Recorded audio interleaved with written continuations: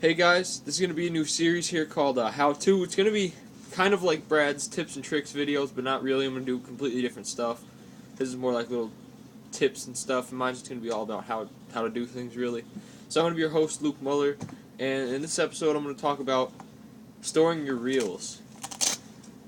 I have 3 reels here. I have 2 spinning, I have 1 spinning, 2 baitcaster, and I'll just kind of show how they're different, how you should store them. You might think storing reels isn't really important, but it actually is quite important, because say for us northern guys in the winter, how you store your reel depends on how it'll perform pretty much the next year.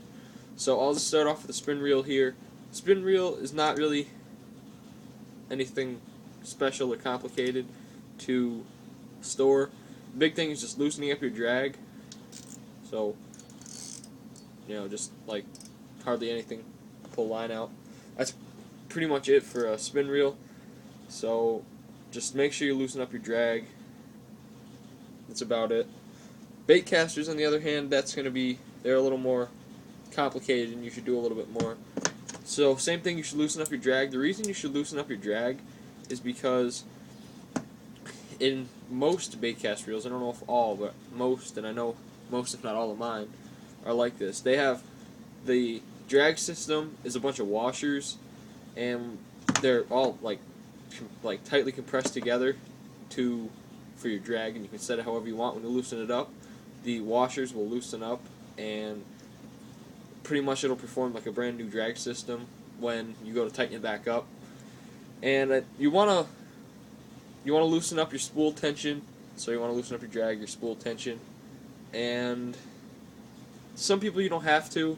You don't have to cut off your lure. Brad doesn't like to do it. I like to do it. It's more for your rod than your reel. It doesn't really matter though. And loosen up your brakes, because usually your brakes tighten up, they'll get wore out, and same thing with your drag, it won't perform as well. So, like this right here is a Daiwa Tatula. Same thing, just loosen it up. Nothing special. This reel doesn't have centrifugal brakes. The centrifugal brakes are what are inside the side plate here. I can do one of my how-to videos will be on how to set those brakes, because they're a little bit complicated.